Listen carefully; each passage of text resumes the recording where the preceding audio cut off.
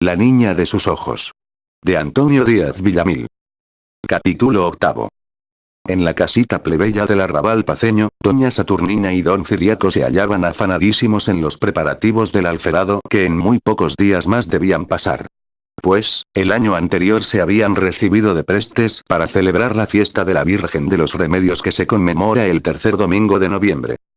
El ser preste, entre la clase popular de La Paz, constituye un envidiado honor, cuyo precio en derroches económicos nada significa en comparación con el prestigio social que apareja el costear y pasar la fiesta con el mayor rumbo posible, tratando siempre de superar el programa del pasado año.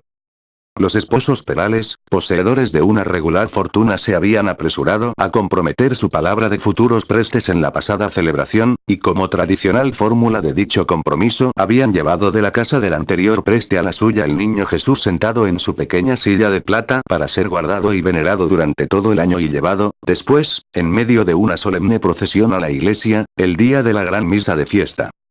Fuera del rango que deparaba el pasar aquel alferado, para doña Saturnina implicaba dicho compromiso el pago de una personal deuda de gratitud hacia la Mama de Remedios, porque al favor de esa milagrosa Virgen había ocurrido muchos años atrás para invocar de lo alto la protección que según su católico criterio, necesitaba su idolatrada hija para hacerse una verdadera señorita.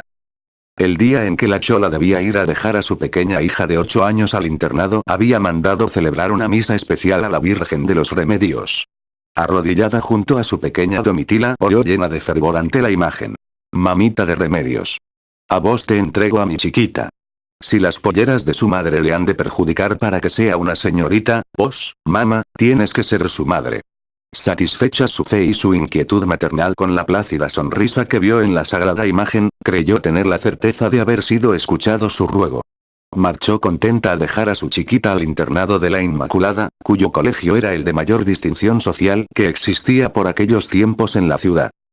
Para inmensa satisfacción de doña Saturnina, los 12 años que su hija pasó en el internado cumplieron con creces su objeto. La plástica índole de la niña se había amoldado perfectamente a los hábitos, maneras y refinamientos de aquel medio educacional.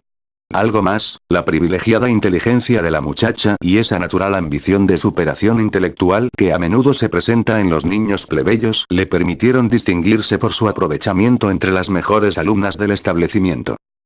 Doña Saturnina, a través de su arraigada creencia religiosa, atendía que todos los éxitos alcanzados por su hija en el colegio eran el milagro de la mamita de Remedios.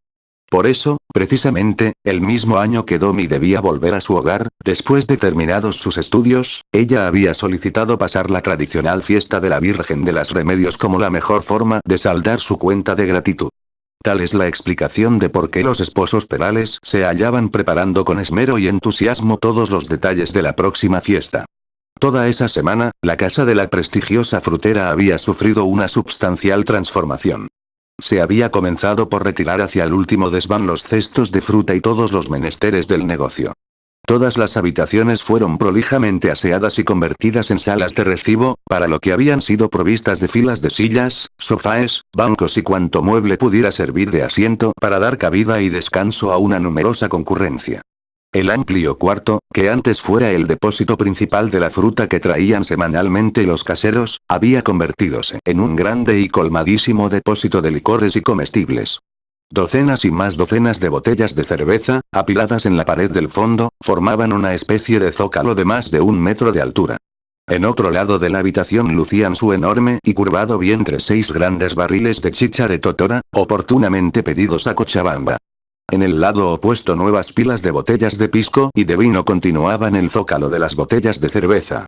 En el centro de la estancia y sobre el suelo de tierra apisonada se hallaban torres de platos, vasos y montones de cubiertos y tazas, de los más diversos colores, formas y calidades, vajilla mercenaria que para tales casos se acostumbra fletar de ciertos negociantes que se dedican a estos servicios. En lo alto de las paredes y sostenidas en gruesas alcayatas pendían más de una docena de desollados de cerdo y cordero, rodeados de una nutrida escolta de embutidos, jamones, morcillas, salchichas y enormes quesos de paria. En suma, toda una dotación de repostería popular, capaz de satisfacer y hacer las delicias gastronómicas y báquicas de un regimiento. En el corral del fondo de la casa, otrora destinado a los mulos y asnos en que los caseros del río abajo traían la fruta al por mayor para doña Saturnina, ahora se alojaban y cebaban pavos, patos, gallinas y conejos que por esos días gozaban la efímera dicha de una pródiga sobrealimentación, para, dentro de brevísimo plazo, rendir el cuello ante el impiadoso cuchillo de los cocineros. El patio, limpio de basuras, telarañas y hollín, estaba en trance de acicalarse con cadenetas de papel multicolor, faroles y banderines.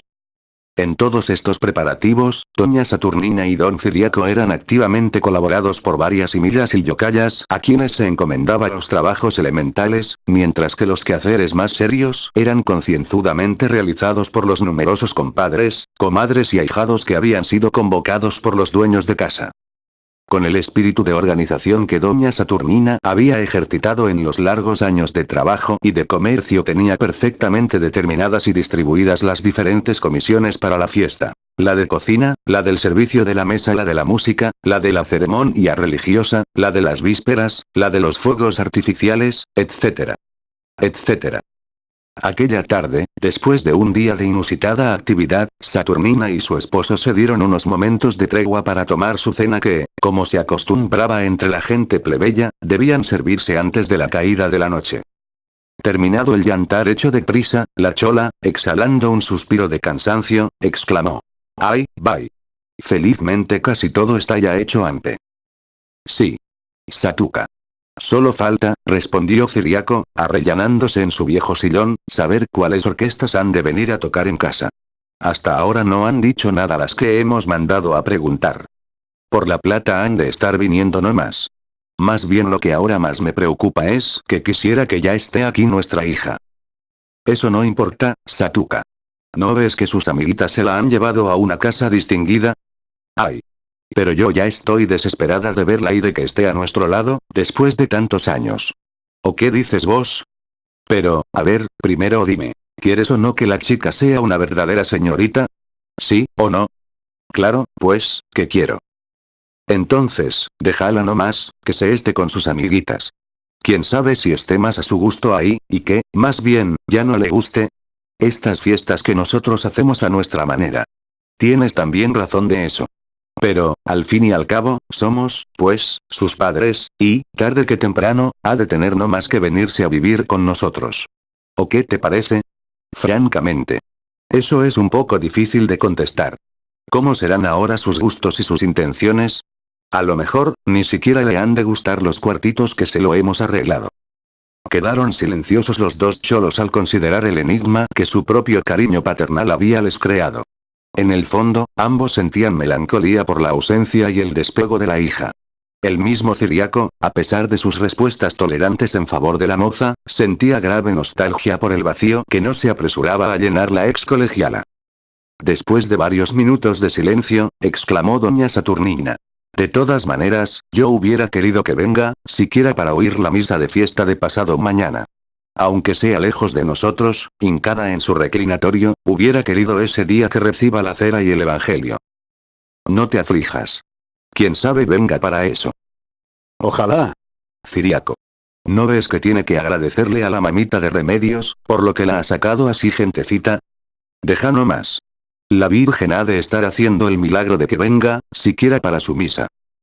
Tienes razón, contestó resignadamente la chola, y, luego, mirando ansiosamente a la imagen representada en un cromo iluminado por un cirio sobre una cómoda de cedro ubicada junto a uno de los muros de la estancia, elevó su fervorosa plegaria. Mamita de Remedios, haz, pues, que la chica se acuerde ya de nosotros y de vos que tanto la has protegido.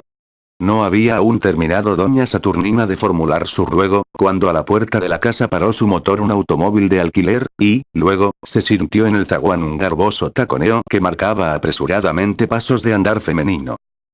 Mamá. Papá. Llamó desde el patio una voz fresca y juvenil que hizo saltar a los dos cholos de su sitio.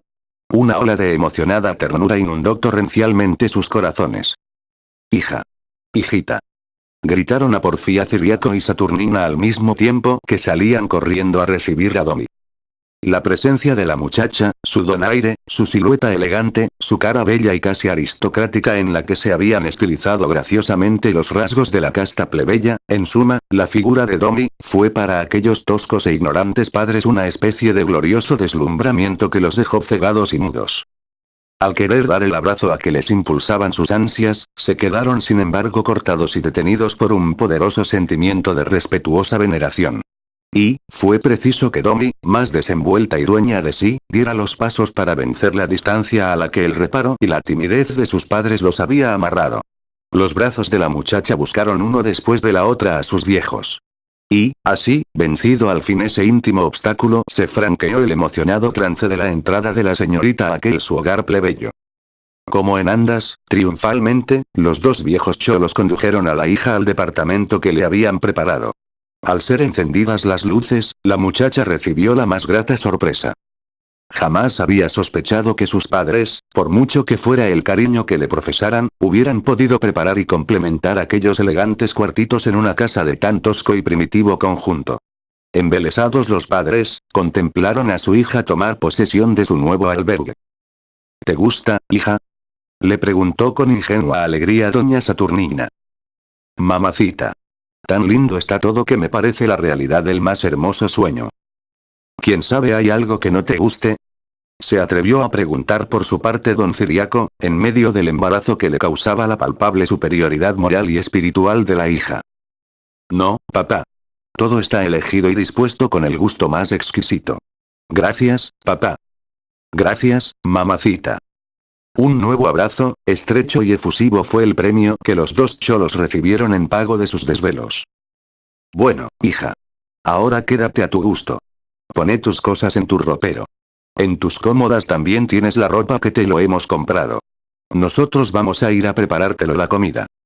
Con tal pretexto salieron los padres a sus dominios de afuera a fin de libertarse de la presencia de la hija y de esas estancias en que se sentían cohibidos.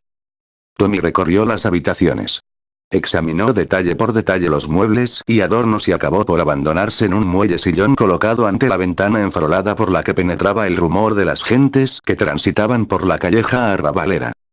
Mentalmente comenzó la muchacha a reanudar el pasado con su presente. Ella que había salido como en vergonzosa fuga de la casa de su amiga Rosario con la amargura de una virtual expulsión de un medio social que le estaba vedado, comenzó a sentir desde aquel momento un alivio que no esperaba tan próximo. La seguridad de estar en su casa, junto a sus padres que, así, tan esmeradamente le habían preparado un sitio digno de sus hábitos y refinamiento le hizo columbrar con optimismo su porvenir. Claro que debía renunciar a sus antiguas amigas. Ella procuraría hacerlo. Procuraría buscar un nuevo sentido a su vida, con ocupaciones y distracciones adecuadas. Acariciar aspiraciones y anhelos también acordes con su nueva situación. Todo ello le sería fácil desde su calidad de ama y señora, que sus padres con su actitud rendida, cariñosa y humillada le habían hecho percibir. Todo sería fácil, pero, en medio de su seguridad y de su confianza, un dolorcillo, al principio tenue y cada vez más agudo, le fue molestando en el alma. Era su amor, su primer amor de colegiala, su ensoñado idilio al que entregara su ilusionado corazón adolescente.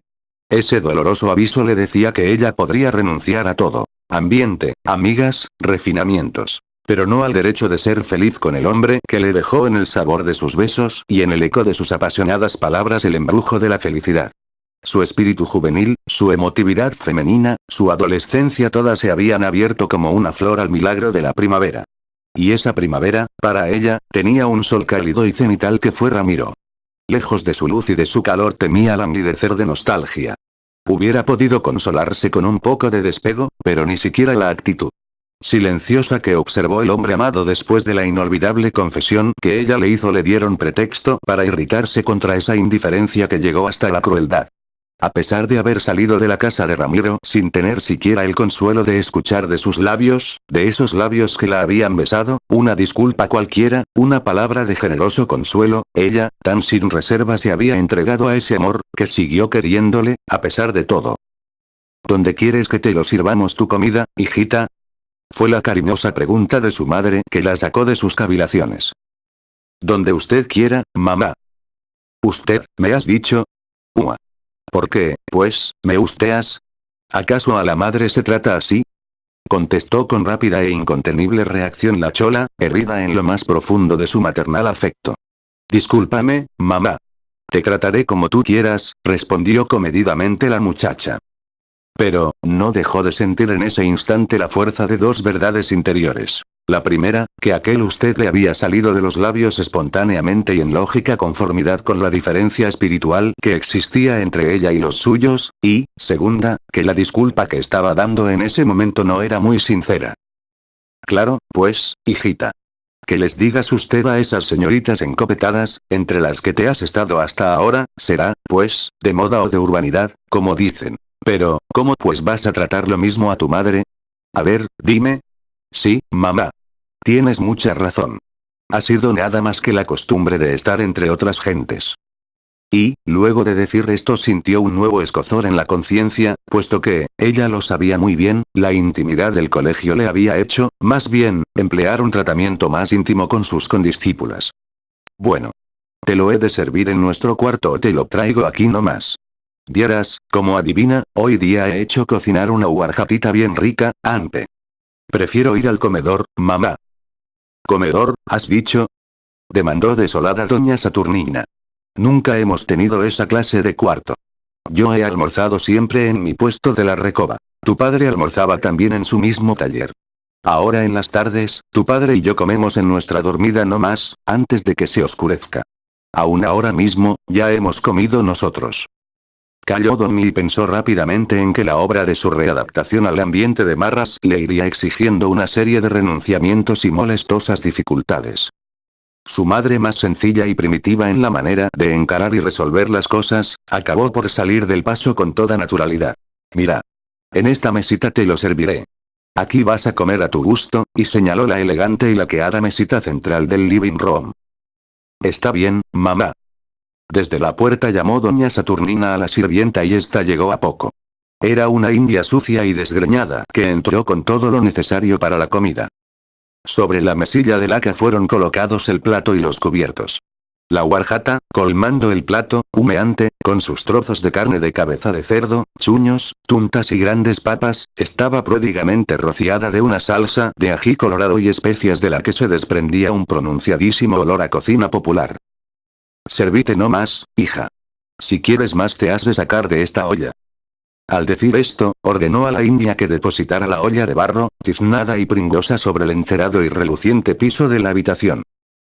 Ahorita te lo he traer tu postre y tu café, añadió doña Saturnina y salió. Al irse la chola lo hizo ya con cierto garbo, porque en esa circunstancia se sentía estar en lo suyo. Por eso, al compás de su andar imprimió un cadencioso balanceo a sus polleras. Tommy, un poco azorada y otro poco regocijada, se aproximó a la mesa, dispuesta a iniciar la reeducación de su paladar con ese plato tan predilecto y tan típico de las gentes de su casta.